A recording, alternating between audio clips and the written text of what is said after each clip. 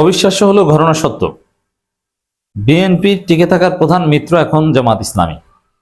BNP জামাত জোট নাই, অতীতে ছিল, কিন্তু বিএনপি জামাত জোট আছে এবং একটা কন্ট্রাক্ট আছে। এই জোট নির্বাচনী কিংবা সরকার গঠনের জোট নয়, তবে বিএনপি জামাত একে অপরের মিত্র, ওয়ান কাইন্ড অফ জোট। বিএনপি ক্ষমতায় টিকে থাকবে কি থাকবে না, it depends on Jamaat Islami. এবং জামাত ইসলামী তাদের মিত্রর মতোই বিএনপিকে টিকিয়ে রাখতে চায়। জামাত চায় না যে মাঝপথে বিএনপি সরকার পতন হোক, তাড়াতাড়ি আমরা ক্ষমতায় আসি, না। জামাত চায় 5 বছর দেশ চালাক। এটি তো মিত্র, এবং জামাতের কোঅপারেশন ছাড়া পারবে না।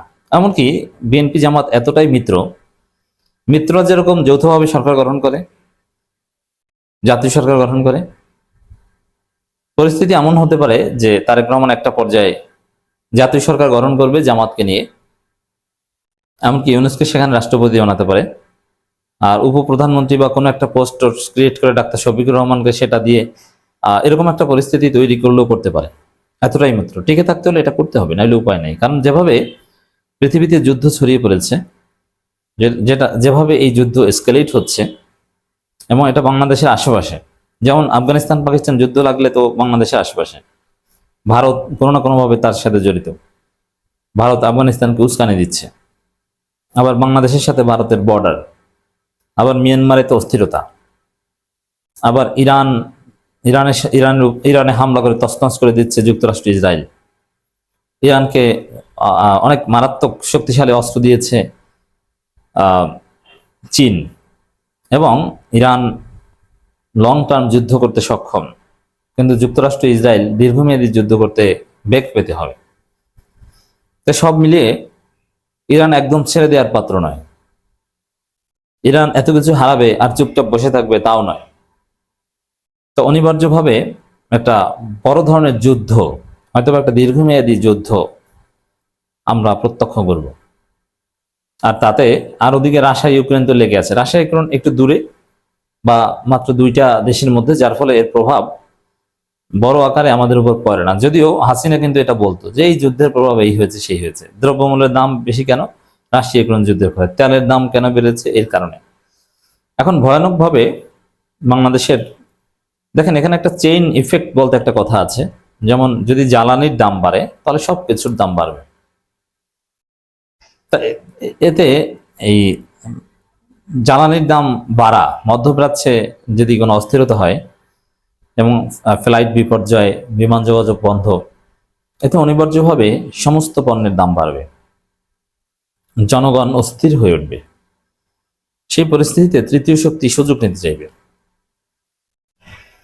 আর এতে টিকে থাকতে হলে ইউনূসকে রাষ্ট্রপতি বানানো এবং জামাতকে সাথে নেওয়া ছাড়া বিএনপির সামনে আর কোনো উপায় থাকবে না। এটা তারেক রহমান জানেন। অথবা এটাও হতে পারে যে এই যে আমরা যে মেটিকুলাস ডিজাইন কথা বলছি, ইউনূস এটা আগেই সেট করে দিয়েছেন, একদম শুরুতেই তোমরা জাতীয় সরকার গঠন করবে না, তাহলে মানুষ বুঝে যাবে যে আগে ভাগে আমরা একটা মেটিকুলাস ডিজাইনে আছি। জাতীয় সরকার গঠন করবো অনেক দেরিতে, বিশেষ পরিস্থিতি তৈরি হলে তখন প্রথমে একা একা করো, জামাতকে বিরোধী দলে দাও, আমাকে রাষ্ট্রপতি বানানো বা এগুলো নিয়ে ভুলেও কোনো কথা বলবা না। এটা একটা পর্যায়ে যখন একটা কোনো অস্থির পরিস্থিতি হলে তখন সেই পরিস্থিতি কাজে লাগিয়ে আমাকে রাষ্ট্রপতি বানাবা। তো এটা হতে পারে যে আসলে তারেক রহমানের প্ল্যান আছে, জামাতকে সাথে নিয়ে জাতীয় সরকার গঠন করবে, কিন্তু সরাসরি প্রথমে যদি বলে তাহলে কেমন যেন একটু ভাবনা, তাহলে আওয়ামী লীগ বিরোধী দল হিসেবে একটা ফ্লেভার নেওয়ার চেষ্টা করতে পারে, যার ফলে এটা কিছুদিন এইভাবে বিরোধী দল হিসেবে থেকে একটা পর্যায়ে যখন একটা পরিস্থিতি তৈরি হবে, ওই যে যুদ্ধকালীন যুদ্ধ হবে, এটা তার জানতো না তারা। কিন্তু বাংলাদেশে একটা অস্থিরতা যে কোনো সময় ঘটতে পারে, এটা তো স্বাভাবিক। যে কোনো একটা বিষয় নিয়ে অঘটন ঘটা, এরকম একটা পরিস্থিতি তৈরি হলে তখন আমরা সবাই মিলে দেশ চালানোর একটা সিদ্ধান্ত নেব। এটা পূর্ব নির্ধারিত হয়ে থাকতে পারে। এখন পর্যন্ত বিএনপি জামাতের যে আন্ডারস্ট্যান্ডিং, তাদের যে যৌথ পথ চলা, এটা দেখলে মনে হয় যে একে অপরের মিত্র। তো এই যে সামগ্রিক পরিস্থিতি, এটা একটা নাটকীয় সমীকরণের মতো, যে আসলে বিএনপি ছাড়া জামাত অচল।